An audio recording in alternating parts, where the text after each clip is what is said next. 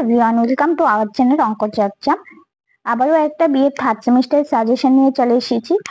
তোমরা দেখতেই পাচ্ছ, স্ক্রিনে দেখা যাচ্ছে আমি যে সাজেশনটা প্রোভাইড করছি সেটা কিন্তু যে বিএড এর গত বছরের যে কোশ্চেনগুলি হয়েছে সেই কোশ্চেনগুলি নিয়ে এবং বিভিন্ন সাজেস্টিভ বই নিয়ে কিন্তু এই সাজেশন আমি তৈরি করেছি। আমার এই সাজেশনে 2017, 18, 19, 20, 21, 22 এর কোশ্চেন পত্র কিন্তু থাকছে। আর এই সাজেশনটা যদি তোমরা পেতে চাও, স্ক্রিনে দেওয়া নাম্বারে অবশ্যই যোগাযোগ করতে পারো।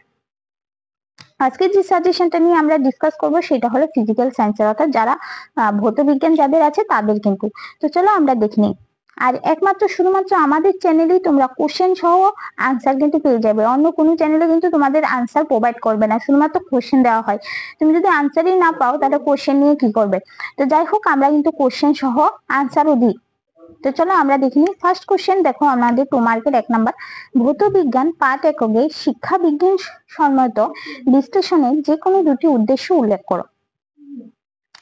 2 নাম্বার দেখো, একজন আদর্শ বিজ্ঞান শিখনের যে কোনো দুটি গুণ লেখো।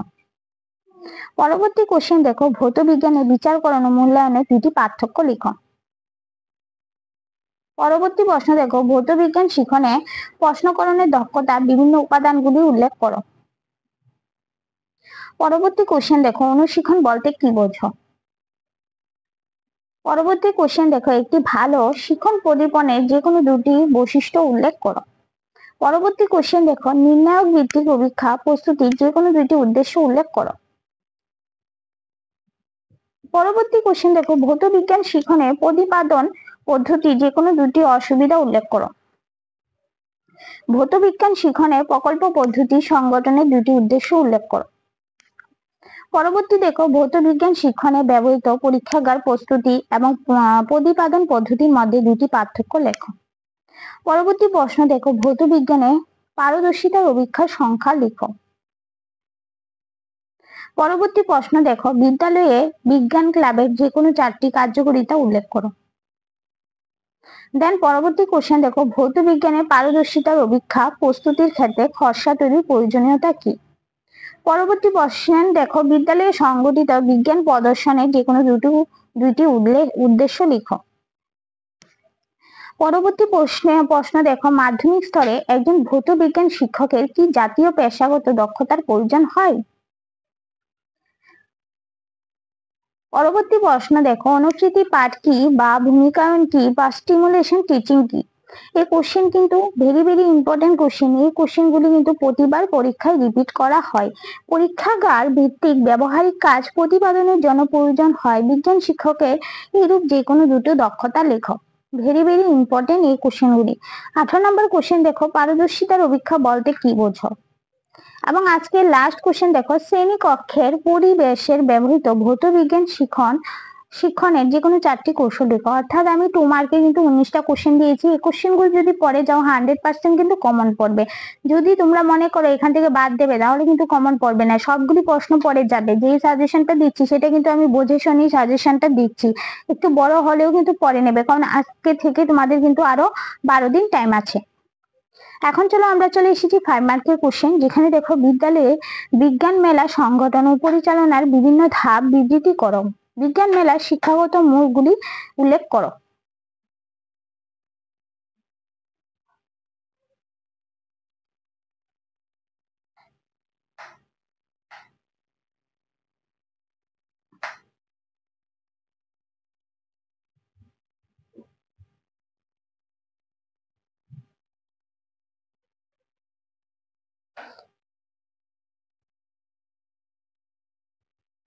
পরবর্তী প্রশ্ন দেখো, শ্রেণীকক্ষে ভৌত বিজ্ঞান শিক্ষণের পর্যায়গুলি সম্পর্কে আলোচনা করো। Very important question. এই কোশ্চেন গুলি প্রতিবার পরীক্ষায় রিপিট করা হয়।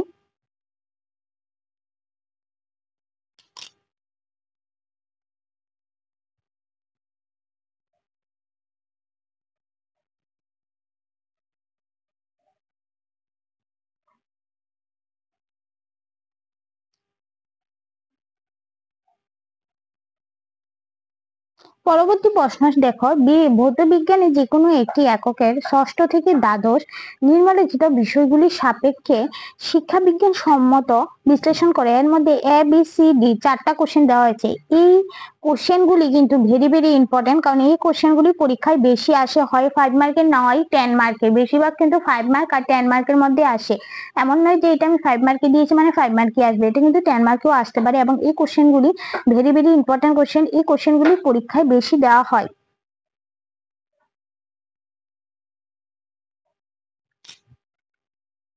এই পিডিএফ গুলি যদি তোমরা পেতে চাও, উপরে স্ক্রিনে দেওয়া নাম্বারে অবশ্যই তোমরা যোগাযোগ করতে পারো।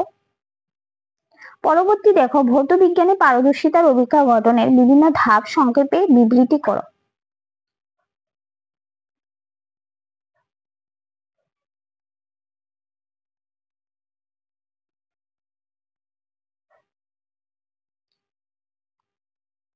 পরবর্তী দেখো, ভৌত বিজ্ঞানে অনুশিক্ষণ ও প্রচলিত শিক্ষণের মধ্যে তুলনা করো। ভেরি ভেরি একটা ইম্পর্টেন্ট কোশ্চেন। এটা যে 5 মার্কে আসে এমন কোনো কথা না, কিন্তু 2 মার্কও কিন্তু দিয়ে দেয়। মাধ্যমিক স্তরে একজন আদর্শ ভৌত বিজ্ঞান শিক্ষকের প্রধান গুণাবলী কি?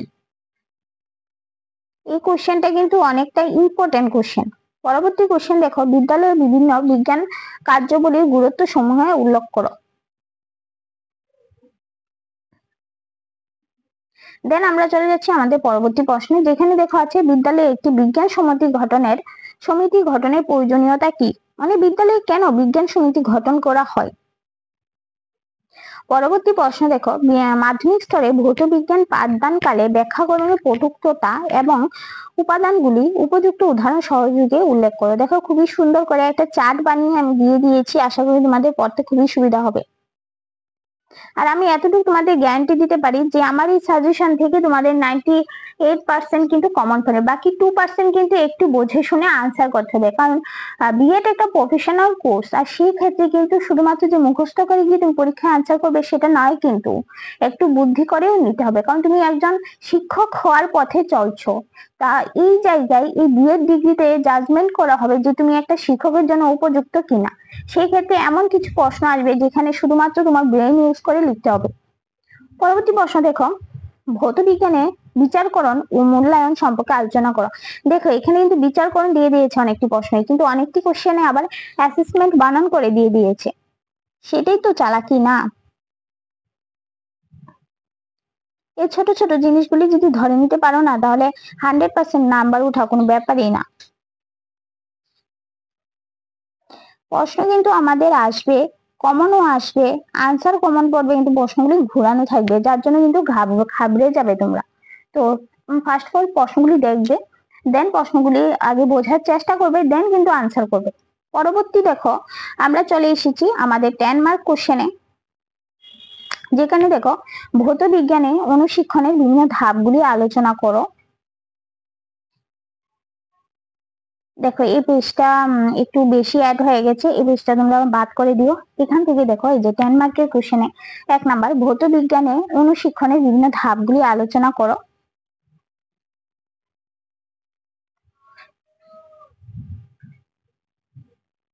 পরবর্তী দেখো, পরবর্তী পেজে আমরা কিন্তু এখন 10 মার্কের কোশ্চেন দেখছি, আমাদের কিন্তু 5 মার্কের কোশ্চেন গুলি শেষ।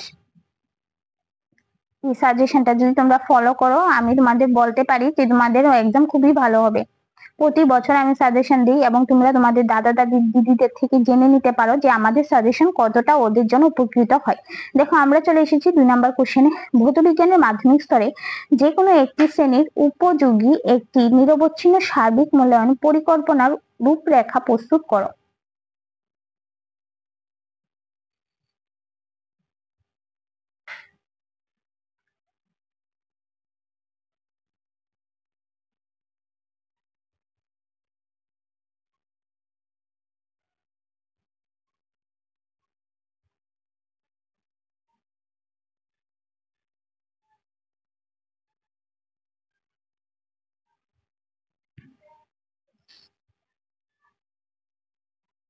পরবর্তী দেখো, আমরা চলে এসেছি আমাদের 3 নাম্বার কোশ্চেনে, যেখানে ভৌত বিজ্ঞানে একটি শিক্ষা বিজ্ঞান সমিত বিশ্লেষণ ঘটনের ভিন্ন ধাপগুলি আলোচনা করো।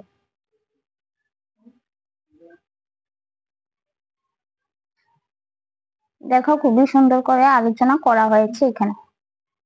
পরবর্তী দেখো, ভৌত বিজ্ঞানে 4 নম্বর কোশ্চেন, ভৌত বিজ্ঞানের পাঠ্যসূচির যে কোনো বিষয়ের উপরে একটি পারদর্শিতার অভিক্ষা প্রস্তুত করো এবং সিআরটি এর পদগুলি ব্লুপ্রিন্টের সাহায্যে লেখো। দেখো এখানে খুবই সুন্দর করে আমরা আলোচনা করেছি। এই আলোচনাগুলি যদি সত্যি সত্যি তোমরা ঠিকঠাক ভাবে পরীক্ষায় বসতে পারো, কেউ তোমাকে 10 নাম্বারের থেকে 8 নাম্বারের নিচে দিতে পারবে না। কারণ 10-এ তো 10 দেওয়া হয় না, 7-8 দেওয়া হয়। তোমাকে 8-9 নিচে কেউ দিতে পারবে না।